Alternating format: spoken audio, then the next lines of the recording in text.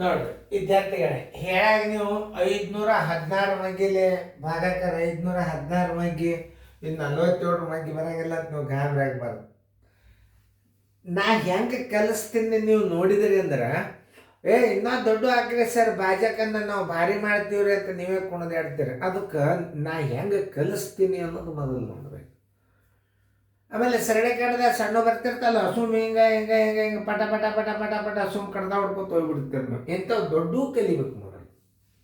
ದೊಡ್ಡ ಕಲ್ತಿಂದ ಏನಾಗ್ತದೆ.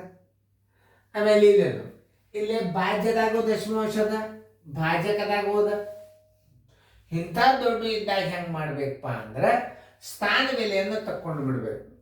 ಈಗ ನೀವು 516 ಮಾಡ್ಕೊಂಡ್ರಿ ಇದನ್ನು ತೆಗೆದ್ರಿ ಈಗ ದಶಮಾಂಶ ತೆಗೆದಾಗ ನೀವು ಏನು ಮಾಡ್ಬೇಕೀಗ ಈ ಬಿಂದುದ ಮುಂದೆ 2 ಸ್ಥಾನ ಅದ, 2 ಸ್ಥಾನ ಮುಂದಕ್ಕೆ ತೊಗೊಂಡು ಇಲ್ಲಿ 3 ಮುಂದೆ ಇಟ್ಟು ಬಿಡ್ರಿ.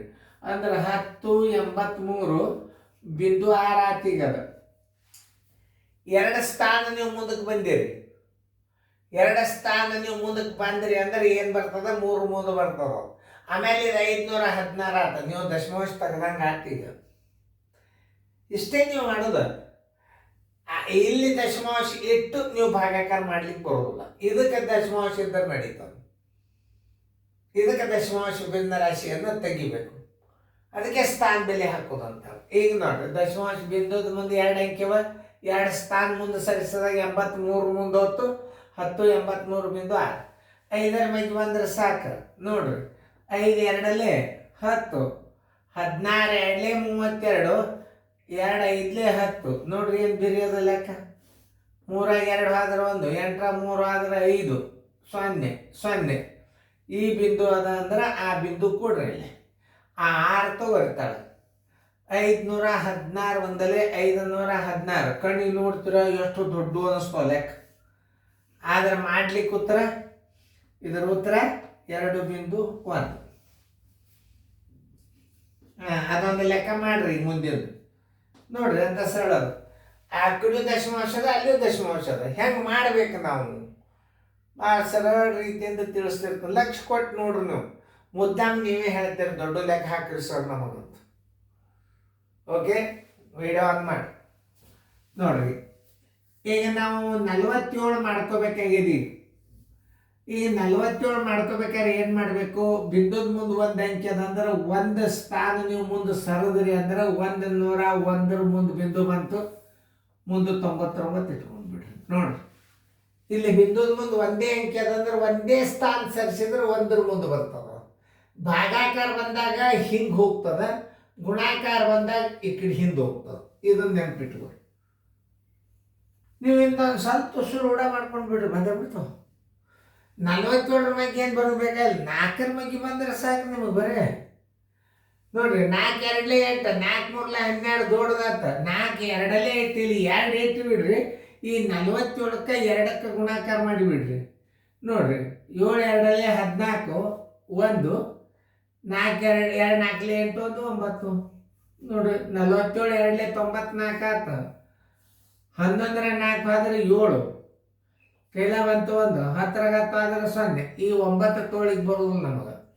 ಇಲ್ಲಿ ಬಿಂದು ಕೊಡ್ರಿ 9 ತೋರಿ. 4 2 8 ದೊಡ್ಡದಾತ. 47 ಒಂದಲೇ ನೋಡ್ರಿ ಹೆಸರಳವ. ನೋಡ್ರಿ 9 7 ಆದ್ರೆ ಎಷ್ಟಾತ 2 ಉಳಿತು. 7 4 ಆದ್ರೆ 3. ಈಗ 9 ತಗೋಬಹುದು. ಈಗ ನೋಡ್ರಿ 4 7 28, 4 8 32, 4 8 32 10 ಅಂದ್ರೆ 8ರಲ್ಲಿ ಹಚ್ಚಬಾರ್ದು. ಯಾಕಂದ್ರೆ 4ಕ್ಕಿಂತಲೂ ಮುಂದೆ,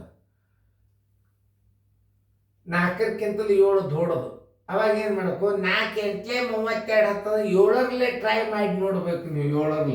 7ರಲ್ಲೇ ಮಾಡಿ ನೋಡ್ರಿ. 7 7 49 ಕೈಲ ಬಂತು 4.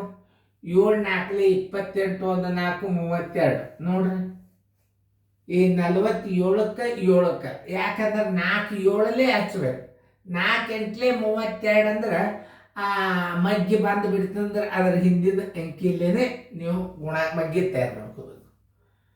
4 8 32 10, 4 7 ಈ 47ಕ್ಕೆ 7ಕ್ಕೆ ಗುಣಾಕಾರ ಮಾಡಿದ್ರೆ 329 ಬಂತು. ಇಲ್ಲಿ 7 ಇಡ್ರಿ, ಇಲ್ಲಿ ತಳಗೆ 329 ಇಡ್ರಿ. ನೋಡ್ರಿ ಹೆಂಗ ಗಣಿತ. ಆನ್ಸರ್ ಈಕ್ವಲ್ ಟು ಎಷ್ಟು ಬಂತು? 2.17. ನೋಡ್ರಿ ಏನು ಭಾಳ ಬಿರಿ ಅಂತಿದ್ರ ಲೆಕ್ಕ. ಇನ್ನು ಮುಂದಿನ ಲೆಕ್ಕಗಳು ನೀವು ಮಾಡ್ಬೇಕು. ಇಂಥ ಭಾಗಾಕಾರ ಕಲ್ತಿದ್ದ ಮುಂದೆ ಸಣ್ಣ ಸಣ್ಣ ಸಣ್ಣ ಸಣ್ಣ ಸರಳೀಕರಣ ಭಾಗಾಕಾರ ಬರ್ತಾವೆ. ಈಗ ಭಾಜಕದಾಗ ಬಂದು ಅಂದ್ರೆ ಹೆಂಗೆ ಮಾಡ್ಬೇಕು ಅನ್ನೋದು ತೋರಿಸ್ಬೋದು. ನೀವು ಮಾಡಿ ಚಂದ ಸೇರಿದ ಬರ್ಕೊಡ್ರಿ.